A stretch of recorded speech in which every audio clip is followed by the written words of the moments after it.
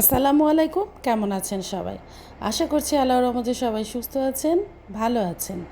আমিও আলহামদুলিল্লাহ বেশ ভালো আছি। চলে আসলাম আবার একটা নতুন খাবারের ভিডিও নিয়ে। তো আজকে আমি যেটা খাচ্ছি এটা হলো ইলিশ মাছ, তবে সাইজে ছোট হলেও পেট ভর্তি ডিম ছিল এবং খেতেও কিন্তু খুবই টেস্ট ছিল। আর সাথে আমি কুমড়া বড়ি, বেগুন আর কচু দিয়ে রান্না করেছিলাম। আসলে এক এক অঞ্চলের রান্নাবান্না এক এক রকম, বা এক এক পরিবারের রান্নাবান্না এক এক রকম।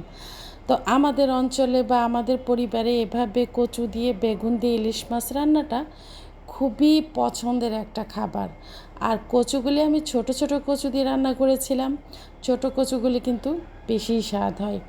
তো আর কুমড়া বড়ির কথা আর কি বলবো, আমাদের অঞ্চলের মানুষ কুমড়া বড়ি মানে শীতের দিনে থাকতেই হবে এরকম একটা অবস্থা। তো আমি আবার সারা বছরই খাই, ফ্রিজে রেখে দিয়ে তো ছিল, সেই জন্য রান্না করে নিয়েছিলাম।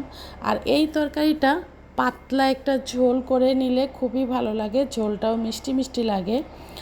আর সাথে কাঁচামরিচ তো অবশ্যই নিয়েছি, কারণ কাঁচামরিচ মানে আলাদা একটা ফ্লেভার।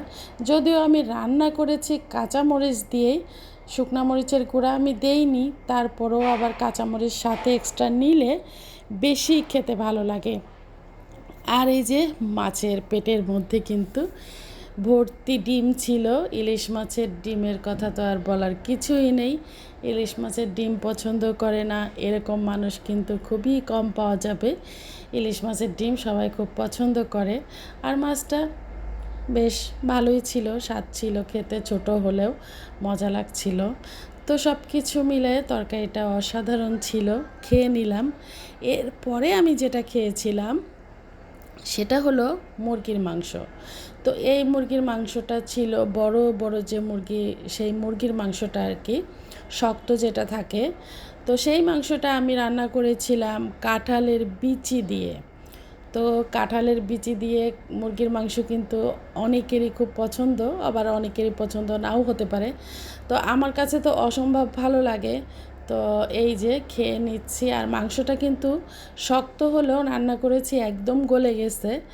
আর সাথে এই যে কাঁচামরিচ তো আছেই। আর মাংসটা আমি শুকনো মরিচ দিয়েই রান্না করেছি এবং একটু ঝাল ঝাল করেই করেছি। মাংস সবসময় ঝাল ঝাল করলেই ভালো লাগে। এটা সম্ভবত এই যে খাসি মুরগি এটা নাম বলে, যদি আমি ভুল না করে থাকি আর কি, খাসি মুরগি বলেই আমি চিনি। তো মাংসটা দিয়েও খেয়ে নিচ্ছি খুব মজা করে। তো মজা করেই খেয়েছি, কিন্তু আমি তো এই ভিডিওটা আগেই করে রেখেছিলাম আর এখন ভয়েস দিচ্ছি। তো ভয়েস দিতে গিয়ে আসলে আমার একটু কষ্টই হচ্ছে, কারণ আমার বেশ ঠান্ডা লেগেছে। তো যাই হোক, সবাই ভালো থাকবেন।